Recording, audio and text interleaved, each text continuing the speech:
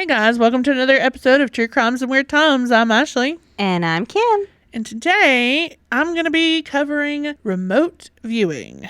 Which I have no idea what that is. So officially, remote viewing has been considered pseudoscience and only something superheroes and comic books have access to. But that hasn't stopped the U.S. government from doing decades of testing on this psychic phenomenon. So is there more to remote viewing than we think?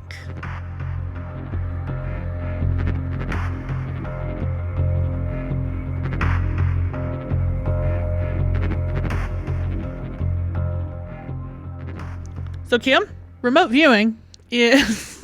Yes, please tell me what it is first. Okay, it's going to be easier if I start by telling you the Wikipedia definition. Remote viewing is the practice of seeking impressions about a distant or unseen target, purportedly sensing with the mind. Did that help? So psychics? Okay, so what it basically is... Okay, the best way I can explain it. You have the remote viewer, the person who is going to be doing this, just for an example, in one room, and you just take an object, like a fuzzy pillow, into a different room, another location, across the planet, whatever. And what they want the remote viewer to do is tell them what this object or target is, and maybe some things about it, where it's at. I suddenly know what you're talking about because I... read about or listened to, it's hard to remember, a whole case about the government studying this. Yes. And they would put things in different boxes and Yes. see. Okay, I'll let you tell about I was going to say, we're going to get to it, I swear. Okay, yeah, I understand. So basically, the person is trying to psychically guess things that are happening to a specific thing. Well, or what it is, or things about them, right? Yeah, a lot of times they're trying to find a specific target or get some information about the specific target.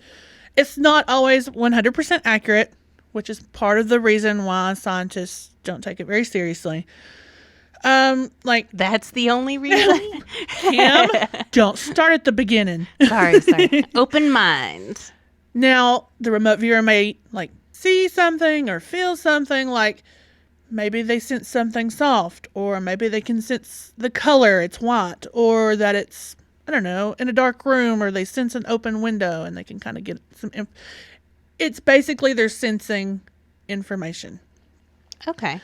But they can also maybe give out something like coordinates or surrounding things about maybe outside of this room they can hear, I don't know, traffic, or, it's just information. Sounds like really good guessing to me. Yeah. But while the term remote viewing hasn't always been used, that wasn't coined until probably the 70s or 80s. The stories that, kind of describe the same kinds of characteristics can be found throughout history. For instance, in 440 BC, you have the story of Croesus and the Oracle of Delphi, which is from a book called Histories by Herodotus. Croesus was the king of Lydia. He wanted to find which well-known oracles of the time gave him the most trustworthy information. So he sent ambassadors to all of these oracles, and on the 100th day from their departure, they asked each oracle, hey, what's Croesus doing right now? And only one of those oracles, which was Pythia, the Oracle of Delphi, gave the correct answer. And she said, I know the sand's number and the measures of the sea. I understand the mute and hear him though he does not speak. The smell has come to my senses of a hard-shelled tortoise being cooked in bronze together with lamb's meat. There is bronze beneath it, and with bronze it has been covered. Oracle verse. What was he doing? Well, he decided to do something totally weird and cook up some turtle and lamb in a bronze cauldron. And they guessed it? And she guessed it. That's actually pretty genius. I know, right? That's a great way to test if people are being real or not.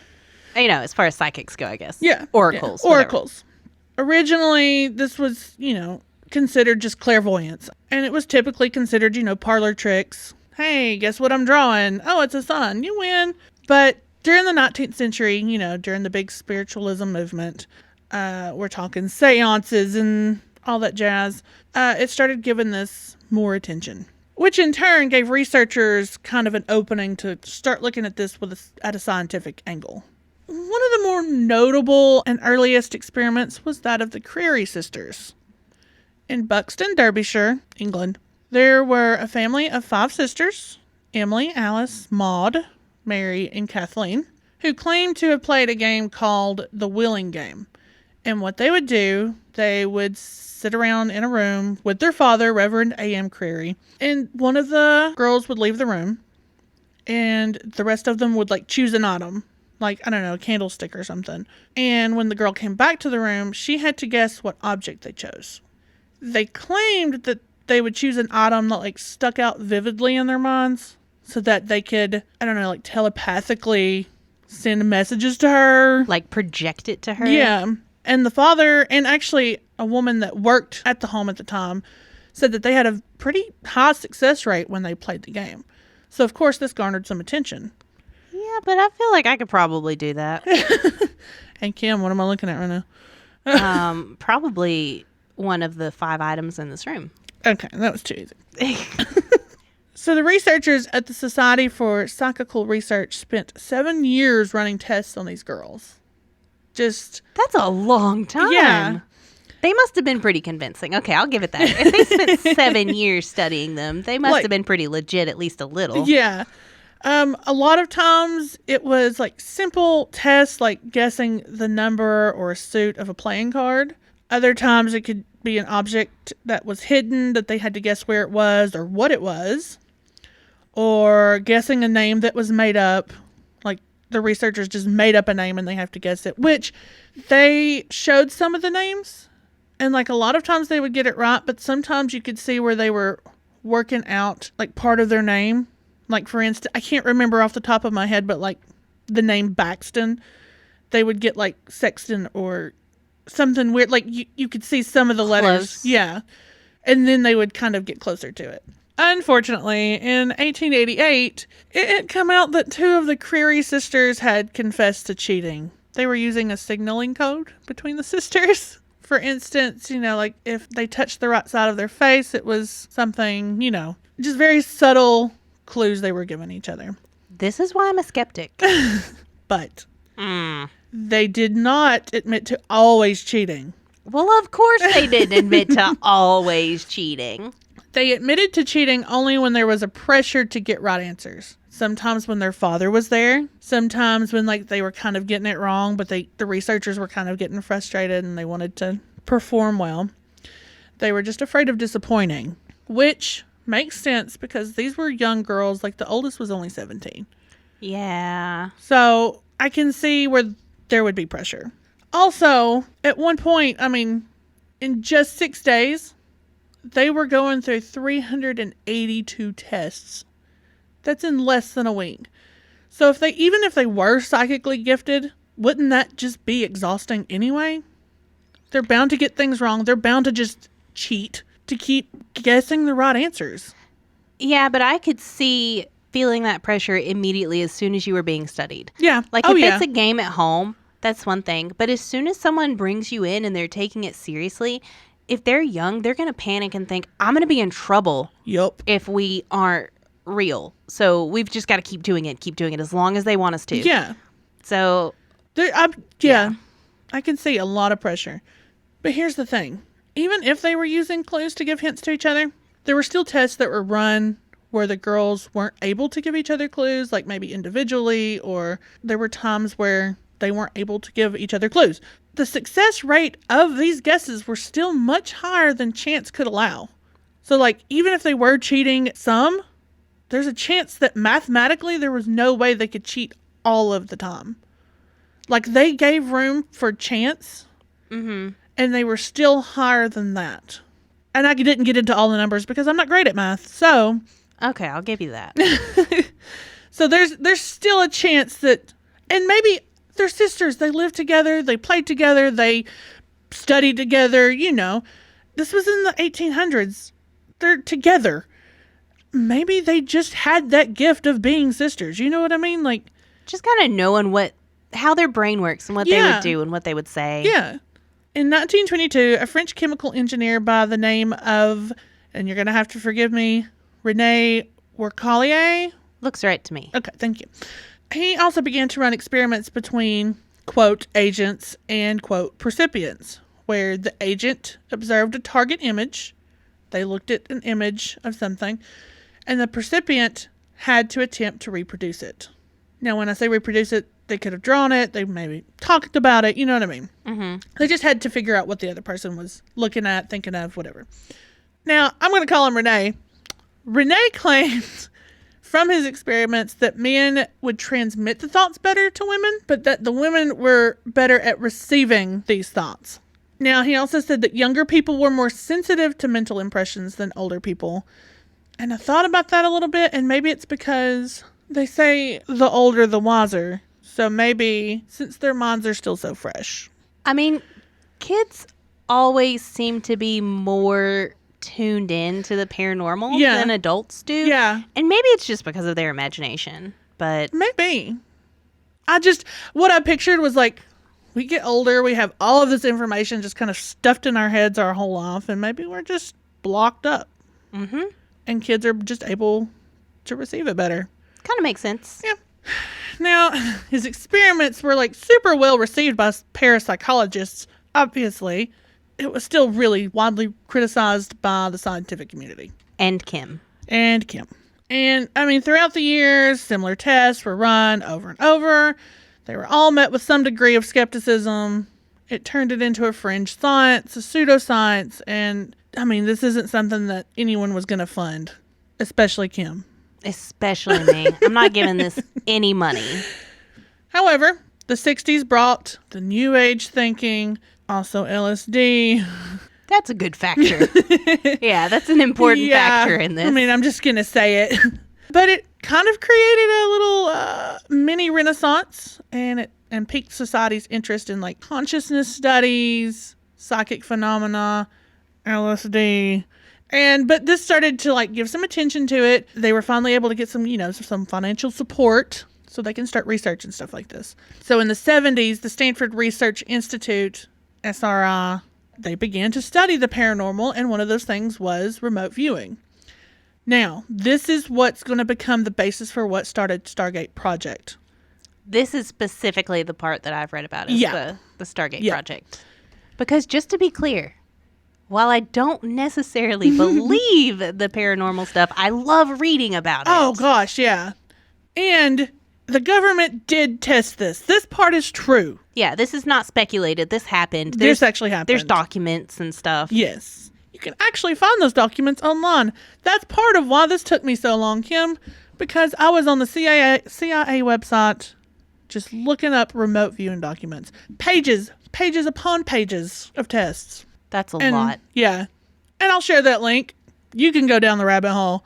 So Harold Puthoff, who had a PhD in electrical engineering, and Russell Targ, who was a physicist, began to run experiments on people who were well-known in the parapsychology areas. Two of the most well-known are Yuri Geller, who was a magician known for, like, bending spoons. Pretty sure I can do that trick. Well, there's a lot of hubbub about him. Because, like, he was known for bending spoons, but when they would put him in, like, a controlled environment, it didn't work out so well. He could no longer bend spoons. It's weird, right? Crazy. It was just test anxiety. It's fun. And also Ingo Swann, who was acclaimed psychic, but like he had a lot to do with Stargate Project as well. He helped Puthoff and Targ for decades while this was going on. But because of the notoriety of these two, like Yuri and Ingo, Stanford Research Institute was able to garner some attention for these experiments, which in turn turns into funding. Get yourself a celebrity spokesman. Mm-hmm.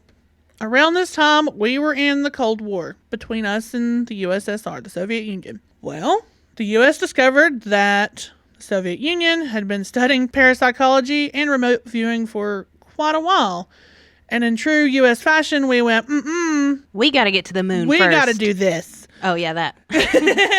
Yeah, the moon. So the thing was, like, we were trying to prove psychic abilities, just in general. But the USSR was more interested in how to apply these psychic abilities, which means how to apply them to perhaps soldiers or espionage or So we got scared that we were behind, and they started just kind of throwing money at this research, saying, what if it was just like a joke research and they were hoping to waste our time? Well, okay, so here's the thing.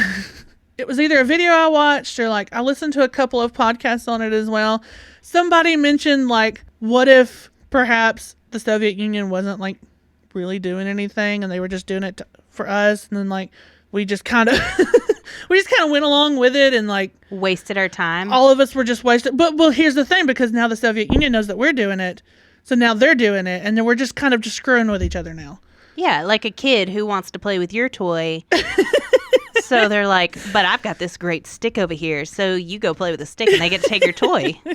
Which, honestly, is very possible, because that's what the Cold War was, ladies and gentlemen, for our younger listeners. It really was who has the coolest stick. Yeah, it was. I mean, think about it. This would be a really great tool for the government to have their hands on, if it works. If someone could remote view like an enemy location or notes or projects or even people they need to find, we would be like unstoppable. I mean, yeah, I can see how it would be very handy. And if they had any evidence whatsoever that it could possibly work, I get why the government would look into it. Yeah, and they could definitely weaponize it if it worked. They would absolutely weaponize it if it worked. Yeah, I mean, that means now experiments that were being done on people well known in the psychic world were now kind of being moved on to experiments on soldiers. So if you do any research at all, you might see names such as Gondola Wish, Grill Flame, Project Centerlane, and of course Stargate Project. These are all the same things. It just kind of went through some different names depending on who was giving them money or specifically what they were doing, but eventually it all turned into Stargate Project. So under Stargate Project, Puthoff, Targ, and now Ingo Swann began to train and experiment remote viewing with these soldiers. It was just a small-scale project. There were only like 15 to 20 individuals used at any given time. Targ and Puthoff made a method, a set of like 6 stages in their experiments to help the viewer find their targets. So stage 1 is the beginning of the remote viewing session. The viewer gets a brief glimpse of like what the target would be. Maybe they were given coordinates. Maybe they told them like specifically what they were looking for and they need to find the location. But the object or the target needs to be more unique. Like instead of it just being a street corner, the remote viewer would maybe hone in on a garden or a plaza. But it also helps the viewer doesn't have any prior knowledge of the target as well. Obviously. Right. If they had any prior knowledge of what they were looking for, that could like muddle into what they were actually seeing. Like, is it something that they already knew about, or is this something they're actually seeing? So stage 2 is where the viewer begins to experience these sensory impressions from the target, like light, smells, textures, tastes, sounds, etc. Determining the senses of this target would be easier than trying to say, what the object itself was. And it was sometimes explained that their imagination was an inhibitor, which means your imagination gives you a sense of what it is. Which kind of makes sense with the kids thing, like the younger you are. Exactly. Stage 3 and 4 kind of goes hand in hand with each other. It was called outbound experimenter behavior and inbound experimenter behavior. And it would, like I said, happen simultaneously. The inbound experimenter was the person documenting the behavior. The outbound experimenter would be the one who's traveling and documented what they saw or felt. Now, stage 3, the viewer begins to get a feel for like the target's dimensionality, height, width, shape, volume. Starting to fill in the details. Yeah. An example I saw was like the Eiffel Tower. Maybe they start sketching this stuff out. They have lots of crisscrosses. Maybe it looks like a tower shape. Sometimes this is where the session could end because you're starting to see it. Mm-hmm. And that's all they need. But if they need more information, this is where stage 4 comes in. They start finding more abstract or complex concepts. It could be like outlying information, like the Eiffel Tower. You've got people standing around it, tourists, etc. Or maybe seeing that these people are foreign, or that it's located in like a park-like setting. It's like more outlying information. Stage 5 is kind of the end of the actual viewing session. They're not, quote, processing a psychic signal, but they're starting to pull more information from what they did see, like their subconscious. They're starting to see or remember things that they noticed, and that they can start using that to give more information. And then, of course, stage 6 is the judgment stage. They have an unbiased person come in, receive this information, and try to match it with the things they have. And that would, in turn, give them what they need to find this target or whatever information they need from this target. That actually makes a lot of sense to me, that you would need someone without the knowledge of what they were looking for to come in and review the information, because if you know what they're supposed to see and you take their clues, of course you're going to find ways to link it together. Of course you're going to be like, okay, yeah, this is the Eiffel Tower. This is what we took. Okay, yeah. Oh, you drew a triangle? That's Eiffel Tower shaped. Yeah. So, yeah, that'll... So, like, through Project Stargate's lifetime, the program conducted, like, several hundred projects involving several thousand remote viewing sessions. Using those stages, they use that every time. That's their methodology. Now, the most successful of these sessions, they called 8 Martini results. And they were called that because the remote viewing data was so mind-boggling or so correct or just crazy that everyone had to go out and drink 8 martinis just to recover from it. That sounds like an excuse to go drink. I think so. I would find 8 martini results every day. Yeah, this one was super crazy. Time to hit the bars. Some of their successes includes like in 1974, one remote viewer appeared to have correctly described an airfield in a large gantry and a crane at one end of the field. The airfield at the given map coordinates was the Soviet nuclear testing area in a town I can't pronounce, I'm sorry, which was a possible underground nuclear testing site. A remote viewer was tasked to locate a Soviet Tu-95 bomber, which had crashed somewhere in Africa, and he allegedly did so within several miles of the actual wreckage.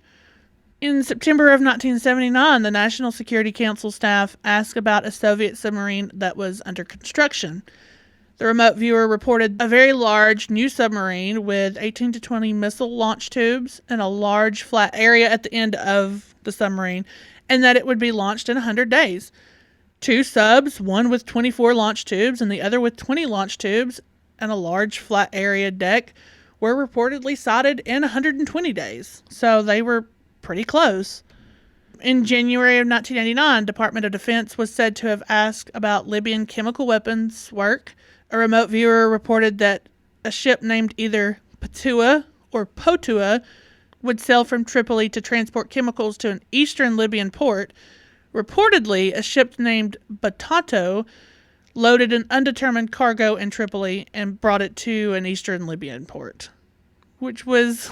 I read potato. I did too.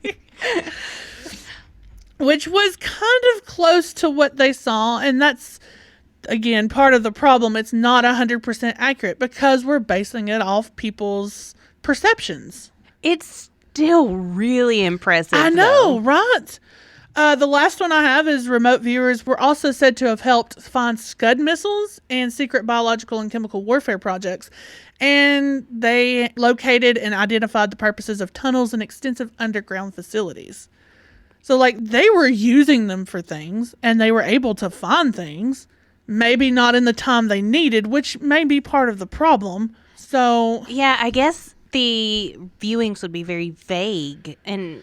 Sometimes. It's hard to pin them down. Right. Like 2 submarines. Okay, yeah, but where are they? Right. And like the wreckage, they said within 100 days. It was 120 days. So their days were off. They can't pinpoint these things. Mm-hmm. I can see where like this is really impressive, but how do we use this? Yeah. It's not accurate. We can't do anything with it. We're getting real close, but it's just not quite enough. there. In 1992, the U.S. Senate allocated $2 million for the next 2 years of experiments. So they must have given them a reason to continue to fund that much money into remote viewing tests after 20-something years, 20 to 30 years. Yeah, that's a lot of money. Yeah. But by 1995, the CIA declassified documents on Project Stargate and claimed to have stopped the project altogether. That seems super quick after receiving $2 million in funding. Exactly. They said that the tests were fruitless. Again, I can kind of see that if we're looking at it in a way that they need it to be more accurate. Mm-hmm. But how could it have been that fruitless if they had so many successful sessions? And they're just throwing this money at it. I would guess that it's more of we have this tool, but we have no way to use it, so there's no point. Yeah. I don't know. They're hiding something else. Not our government. There were claims that, yes, they used these psychics, but they didn't want to be seen with these psychics. Like, this was still kind of a taboo thing to be using. Like, they didn't want to have anything to do with it. Other departments. What, people might think that they're silly? Kim! So Targ and Puthoff, they were constantly accused of making their process vague in an attempt to seem more credible.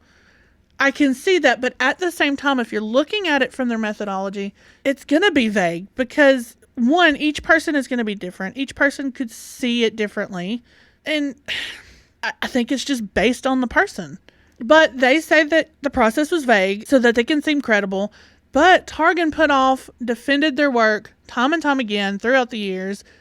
However, they spent all this time. This is their life's work on this. Of course they're going to defend it. Yeah, nobody's going to spend 20 years doing something and say, whoops, that was a waste of time. You're right, guys. This was stupid. You're absolutely right. Even Ingo Swann had maintained the legitimacy of Project Stargate during his lifetime. I'm not sure what he could have gained or lost by maintaining this legitimacy. Maybe just credibility. However, people are like, okay, well, let's just replicate these experiments if you stand by it. And he's like, no, I only work in controlled environments with real scientists. I can fly. Prove it. No, I can't fly right now. I'm not going to do it right now. Since Project Stargates, I'm going to say defunding, because there are theories that they still run these tests. They just don't talk about it. There have been other attempts to replicate the experiments. New Zealand researchers actually tried to replicate the remote viewing experiments, and they based it off of Targ and Puthoff's methodology. But they finally determined that remote viewing was just impossible. They debunked it. I like New Zealand. Yeah, I bet you do. And of course, today the scientific community refutes the idea. They think it's crazy, and officially remote viewing is no longer a practice in, quote, any branch of the U.S. government, according to the U.S. government. Trustworthy source. Nothing to hide there. If you haven't listened to episode 5, Danny Casolero. Yeah. Now, the biggest question is, again, like I said, some people believe that they're still running these tests, but their biggest question is, why did they shut down Project Stargate? Some say that they actually produced way more information than the government intended, and that it was shut down for just finding out too much of this information.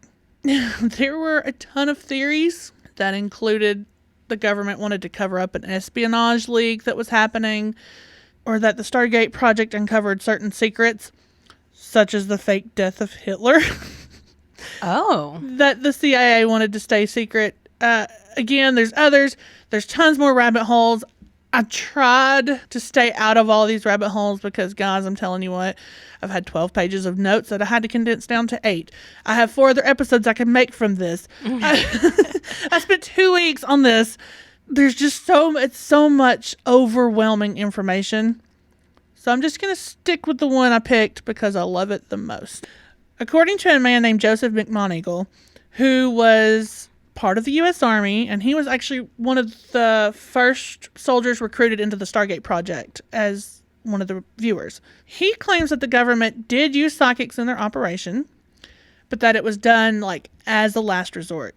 They, like I said, didn't want to get too close to it. They didn't want to be associated with it.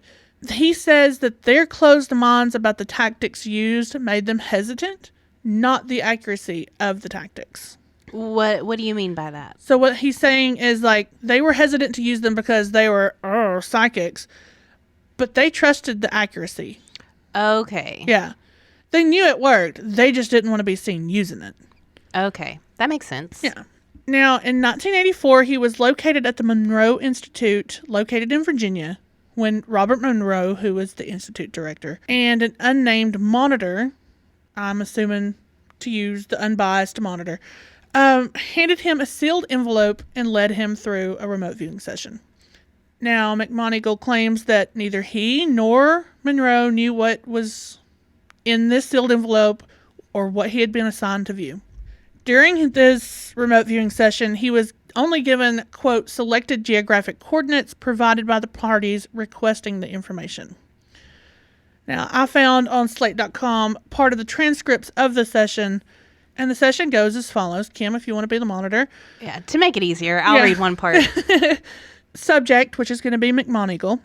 I'm seeing, it's like a perception of a shadow of people. Very tall, thin. It's only a shadow. It's as if they were there and they're not there anymore. Go back to a period of time where they are there. And there's some mumbling. It's like I get a lot of static on the line and everything. It's breaking up all the time. Very fragmentary pieces. Just report the data. Don't try to put things together. Just report the raw data. I just keep seeing very large people. They appear thin and tall, but they're very large. They're wearing some kind of strange clothes. So as the monitor begins to direct the subject to investigate different coordinates, the subject begins to describe objects and sights he notices, such as a large obelisk that he says is similar to like the Washington Monument, and a, quote, rounded bottom carved channels like roadbeds and pyramids like shelters from storms. Now, McMoneagle says in those pyramids, he says he can see a shadowy people, like we said, but not like people, just other beings. He said he'd seen them before and that they were hibernating. He goes on to say that they're an ancient people and they're dying, and it's like past their time or age. It really sounds like aliens to me. Well, get this, Kim. The sealed envelope that McMoneagle received, which apparently stayed sealed after the session and was supposed to be his target. When they opened it, it contained a 3x-inch card, an index card that read, "The planet Mars, time of interest, approximately 1 million years BC." Okay, that one's a little freaky. Right? I saved the best for last, guys. Could what McMoneagle have seen that session be the last of a species' life on a dying planet? And is this the kinds of information that the government wanted covered up? McMoneagle thinks so, and he claims that the CIA was not who gave him this information, but that it was an individual from the U.S. Army who he declined to name. So was he supposedly able to do like psychic things before they tested him, or did they just pick random people to try it I on? think what they were trying to do was, can they do this for soldiers? Can they do this for soldiers? Probably so that it's more secretive, because think about it, soldiers, they'll keep their mouth shut. Yeah. Well, clearly not all of them, but supposedly. Yeah. I think that was the thing they wanted to. It's very easy for someone to say they have psychic abilities and they not. So if they could find a way to teach this and apply this to people in the U.S. Army or in the government, they would have a better time keeping classified things classified. Mm-hmm. So I would like to know why they wanted him to remote view it. One, it was a long time ago. I mean, I get it. They want to know if there was life on Mars, I guess. That makes sense. Well, I would guess that it was more of a control test, in my opinion. I could see that too. If you think that someone's just going to be guessing at areas or current things that are going on, give them something crazy, like 1 million years ago on Mars. Yeah. And see if they come up with like Central Park or something around that here. Makes sense. Yeah. Also, I kind of want to point out that, remember when we took pictures of Mars and they found the Mars Monolith? No. You don't? Okay. I don't remember that. So, he did this remote viewing session in 1984. In 1998, there are pictures of something called the Phobos Monolith, which looks like a monolith. They say it's a geological feature, but it sticks out on the planet. And maybe, I don't know, 1,000,000 years ago BC, maybe it was an obelisk of some sort. I mean, yeah, a long, long time ago, if it's still standing, it wouldn't be much of it left. Right. Maybe that's what he saw. I'm just saying, this picture was dated 1998 versus when he saw it in 84. That is pretty crazy. So maybe that's what he saw. I don't know. So that is my very, very condensed version of remote viewing Project Stargate. I'm telling you, there are so many avenues to go down with this. If you're willing to take, I don't know, 2 weeks, a month, to just kind of search it, you're going to find so much stuff. I would also suggest maybe finding the CIA documents, which I can link on Facebook. Joseph McMoneagle actually has written a few books that I've downloaded to kind of skim through. One is called Memoirs of a Psychic Spy. Another one's called Montrek. They say the movie The Men Who Stare at Goats, starring George Clooney, was based on Stargate Project. Also, if you'd like to know if you could possibly be a remote viewer, you can take a totally reliable test online. And I'll share the link in our show notes and on Facebook. If you could see the look I gave Ashley. You know, Kim, you look at me like that, but maybe you're a remote viewer and you don't even know it yet. Well, for the record, we edited out a clip of this episode where Ashley and I tested to see if we were remote viewers. Uh-huh. And we were not. I don't think we've really honed in our skills yet. Well, it does take some practice. Okay, maybe we didn't do the test right and we were just trying to see if we were actually telepathic because we were trying to read each other's thoughts, and I don't think that's what we're supposed to do. I don't think so either. I don't know. We'll report back later. We'll see. We'll see what happens. More testing is needed. In a controlled environment with real scientists. Yeah, absolutely. I wouldn't do it any other way. Okay, right. Call the scientist, Ashley.